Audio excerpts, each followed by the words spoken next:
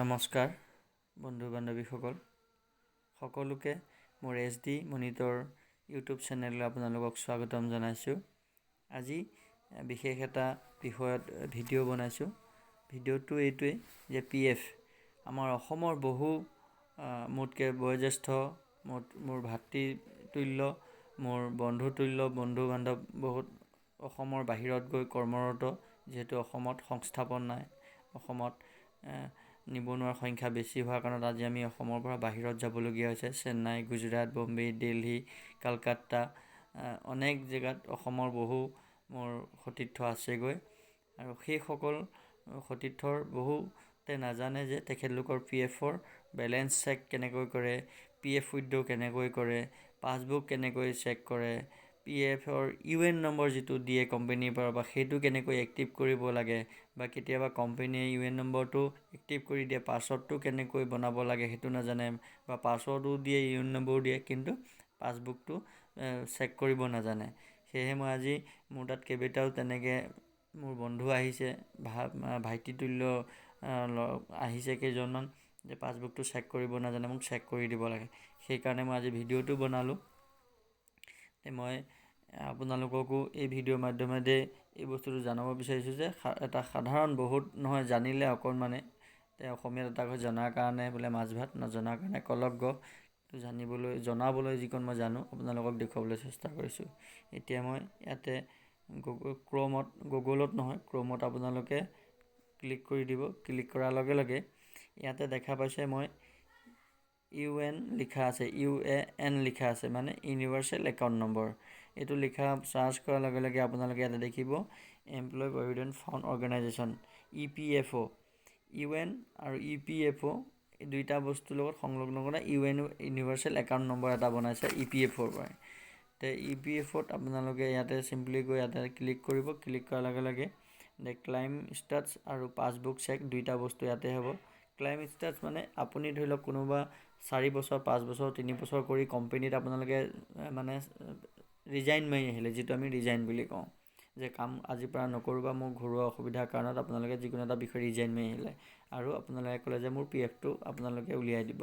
তো তেনে ক্ষেত্ৰত হবে বুলি বহুত কোম্পানীয়ে কয় ঠিক হৈ যায়গা, টেনশ্যন মত লাভ কাম হৈ যায়গা বুলি কয় বহুতে। তেনে ক্ষেত্ৰত আপোনালোকৰ ক্লেইমটো চেক কৰিবলৈ হ'লে একেই কথা, পাছবুকতে আপোনালোকে চেক কৰিব পাৰিব। তেতিয়া আপোনালোকে চিম্পলি পাছবুকত ইয়াতে ক্লিক কৰি দিব। ক্লিক কৰাৰ লগে লগে ইয়াতে এটা নতুন উইথড্ৰ আহিব, কিন্তু মোৰ নেটটো শ্ল', তথাপি আহি গ'ল। কিন্তু এটা কথা কওঁ, মোবাইলত আপোনালোকে এইটো ডেস্কটপ মোডত ল'ব পাৰে, কিন্তু বহুতৰ মোবাইলত, মোৰো মোবাইলত ডেস্কটপ মোডটোত আপোনাৰ পাছবুকটো চেক মানে ভিউটো নাহে, মানে পাছবুকটো একচেপ্ট নহয় ডেস্কটপ মোডত। সেইটো কাৰণে মই মোবাইলতে লওঁ আৰু মই হয়তো হ'ব পাৰে বেলেগৰ কিছুমান মোবাইলত দামী মোবাইলত হ'ব পাৰে সেইটো, কিন্তু মোৰ মোবাইলত ডেস্কটপত আপোনাৰ পাছবুকটো ভিউটো নহয়। সেয়েহে মই মোবাইলতে লৈ লৈছোঁ। মই এতিয়া পাছৱৰ্ডটো চিম্পলি টাইপ কৰি দিছোঁ।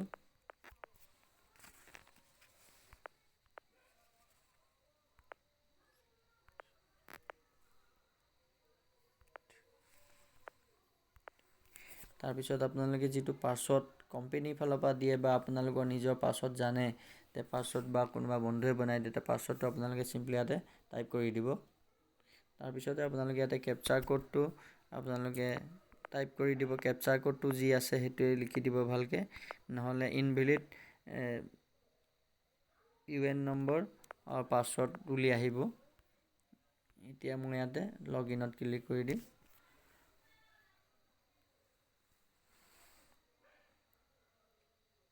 ইয়াতে দেখিছে লগ ইন হৈ গ'ল, গোপাল ডেকা মোৰ ভাইটি হয়। তে ইয়াতে দেখিছে UN নম্বৰটো আহি গ'ল আৰু EPFৰ যিটো আপোনাৰ পান কাৰ্ড, আপোনাৰ পান নম্বৰটো ইয়াতে আহি যায়।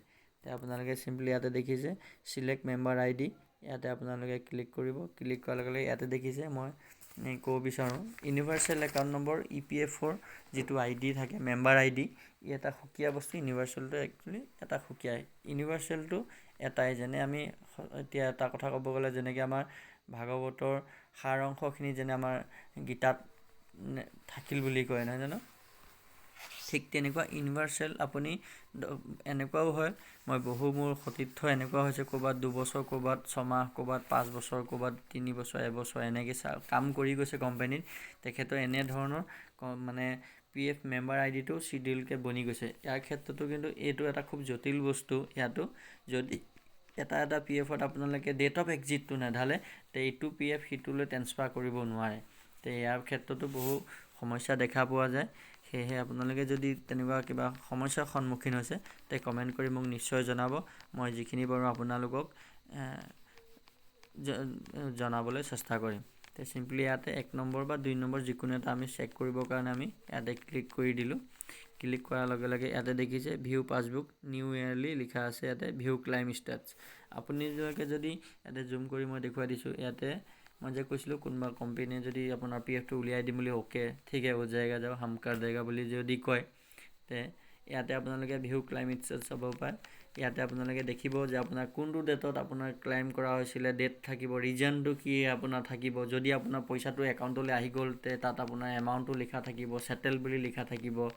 আৰু যদি ৰিজেক্ট হৈছে ৰিজেক্ট লিখা থাকিব। ৰিজেক্ট কি কাৰণে হৈছে আপোনাৰ তলত এটা অপশ্যন আহিব, সেই ৰিজেক্ট তাতো দেখুৱাই দিব যে ৰিজেক্টটো কি কাৰণে হৈছে। যিহেতু মই ইয়াতে ক্লেইম কৰা নাই সেইটো কাৰণে এইটো মই নিউ পাছৱৰ্ডটো ইয়ালৈ দেখাই দিম। সিম্পলি ইয়াতে মই দেখাই দিছোঁ। ইয়াতে ইয়াতে ক্লেইম কৰা আছিলোঁ, ক্লেইমটো মই দেখুৱাই দিওঁ। ইয়াতে আপোনালোকক ইয়াতে ক্লেইম কৰা আছে, ইয়াত দেখিছেনে ইয়াতে ৰিজেক্ট লিখিছে। ইয়াতে আপোনাৰ প্ৰব্লেমটো ইয়াত লিখিছে। ইয়াতে লিখিছে your claim has been reject due to member has upload print name bank passbook and printed name মানে কেঞ্চেল চেক। ইয়াতে মানে কি হয় আপোনালোকৰ আজিকালি PFৰ এটা নতুন নিয়ম কি হ'ল, আপোনাৰ পাছবুকখনত ফটোসহ যদি বেংকৰ ষ্টাম্প নাথাকে তেতিয়াও কিন্তু আপোনাৰ PFটো চৰকাৰৰ ফালৰ পৰা এইটো কেঞ্চেল কৰে। এইটো এটা কথা ধ্যান ৰাখিব, খুবেই প্ৰয়োজনীয়। যদি আপোনাৰ PF বেলেঞ্চ আপুনি উইথড্ৰ কৰিব লওঁতে যদি আপোনাৰ পাছবুকখনত আপোনাৰ ফটোৰ সৈতে যদি বেংকৰ ষ্টাম্প নাথাকে, ছিগনেচাৰ নাথাকে তেতিয়াও আপোনাৰ ৰিজেক্ট হয়। আৰু যদি চেক পাতত যদি আপোনাৰ প্ৰিণ্টেড চেক পাতত যদি আপোনাৰ সম্পূৰ্ণ নাম PFত যেনেকৈ যি নাম আছে, যি আখৰে নাম আছে সেই আখৰে যদি আপোনাৰ চেক পাতত মেনশ্যন নাথাকে তেতিয়াও কিন্তু কেঞ্চেল হয়। এইটো খুবেই প্ৰয়োজনীয় কথা। তে আপোনালোকে এই বস্তু যদি আপোনালোকৰ PF উইথড্ৰ কৰিব বিচাৰে তে প্ৰথমে আপোনালোকে এইকেইটা বস্তু কৰি ল'ব। বেংকত গৈ পাছবুকখন ফ্ৰণ্ট ছাইডত এটা ফটো লগাই ধুনীয়াকৈ মেনেজাৰক এটা ষ্টাম্প মাৰাই পেলাই মেনেজাৰৰ হাতত দি এটা আপোনাৰ ফটোৰ ষ্টাম্পতে এটা চাইন লৈ ল'ব। তেতিয়া আপোনালোকৰ চিন্তা নাই। আৰু যদি চেক আছে তে চেক পাতত চাব আপোনাৰ PFত থকা নামেৰে সেই আখৰেৰে চেক পাতটোত আছেনে নাই প্ৰিণ্টেড।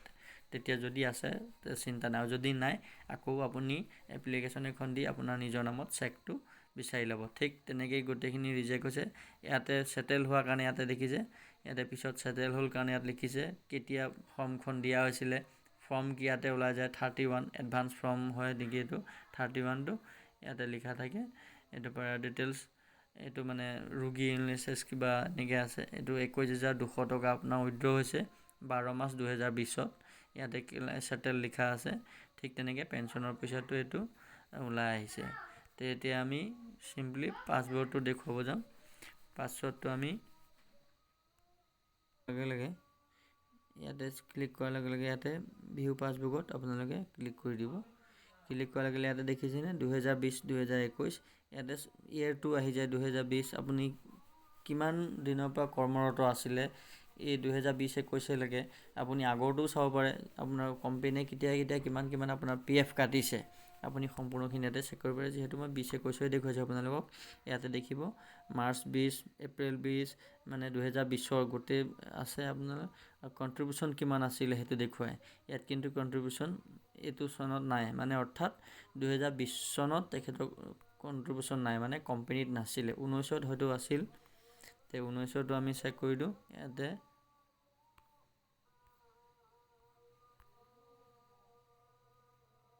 ইয়াতে ভিউ ইয়াতে আহি গৈছে, দেখিছেনে ইয়াতে আহি গ'ল আপোনালোকৰ এই চনটো লিখা আছে।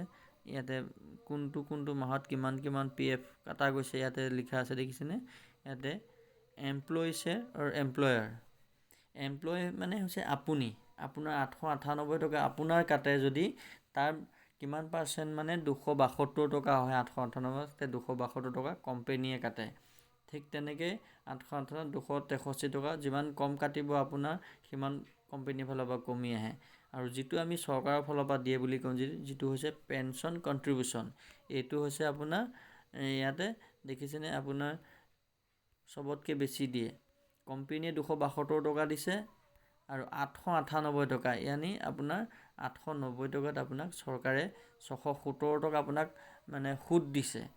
তে চাওক ভাৰতবৰ্ষত মানে পলিচি কোম্পেনী যোনে নহওক LIC হওক আৰু অন্যান্য বহুত আছে কিবাকিবি, চৰকাৰে PFৰ নিচিনা আজিকালি বেনিফিট বেলেগত ক'তো নাই। আপোনাৰ PF যদি কাটি আছে আপুনি PFটো পৰাপক্ষত উইথড্ৰ কৰিবলৈ চেষ্টা নকৰিব। আপুনি 5 বছৰ 6 বছৰ 7 বছৰ যদি কৰ্মৰত থাকিব বিচাৰে তে একেবাৰে উইথড্ৰ কৰিব।